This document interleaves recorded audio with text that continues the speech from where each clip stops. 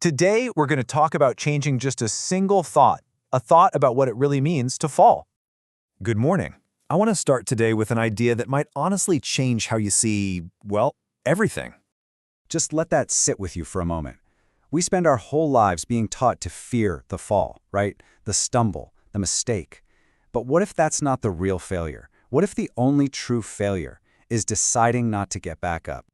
I think we've all built our lives around this lie, this idea that a perfect life is one without any falls.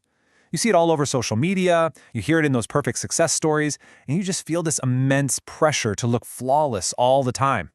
So if falling isn't the problem, why does it sting so much? Well, it hurts because we mix up the action with our identity.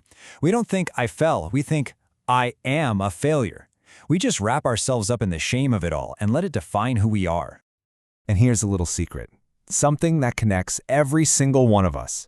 We've all been there. We've all at some point chosen to stay on the ground for a little bit, just because getting up felt like way too much effort. You know, the creator of this message, Kosuke, he shares his own story, and he really knows that heavy feeling of staying down, because he's been through it. We're talking bankruptcy, divorce, a deep, dark depression. This isn't coming from some textbook, it's coming from the real-life scars of his own battles.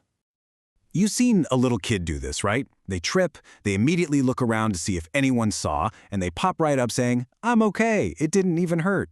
We're just the adult version of that. We get better at hiding it, pretending the fall never happened, and just hoping that sting will eventually go away by itself. But what if there's a better way, a simpler way, a kind of art to getting up that doesn't involve pretending or trying to force it? Well, this is where a really beautiful piece of Japanese wisdom comes into play. It's called Nana Korobi Yaoki, and it literally means fall 7 times, get up 8. But wait, think about the math there. You get up one more time than you fall. That one extra time, getting up that 8th time, that's where all the magic is. That's life. That's resilience. And this image, it just captures that feeling perfectly. Getting back up isn't about fighting your way through some tangled mess of chaos and pain. No, it's about finding that clear, simple path forward.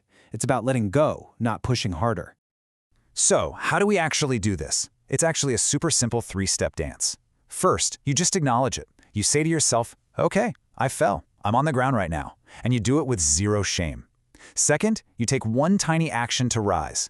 It doesn't have to be some giant leap. Maybe it's just sitting up. Maybe it's just taking a sip of water. And third, you just repeat. That's it. That's how you build that resilience muscle. One small, gentle movement at a time. And here's the really amazing part. This whole art of getting up, it's not something new you have to learn. It is a strength that you already have deep inside you. Seriously, think about it for a second. Every single bad day, every challenge, every heartbreak you have ever faced in your entire life, you survived it. You're here. Your track record is literally 100%. You are an expert at getting through the hard stuff. So here is your happiness hint for today. Just take a minute and think of one specific time you fell and you got back up. It can be a huge victory or a tiny one. It really doesn't matter. Just feel that strength. That is your proof. That is the survivor inside you whispering, "See, you already know how to do this." And with that, I'll send you off with a beautiful Japanese farewell. Itterashai. It's what you say when someone's leaving home, and it kind of means go and come back safely. It's a little blessing for your journey today. Have a wonderful day.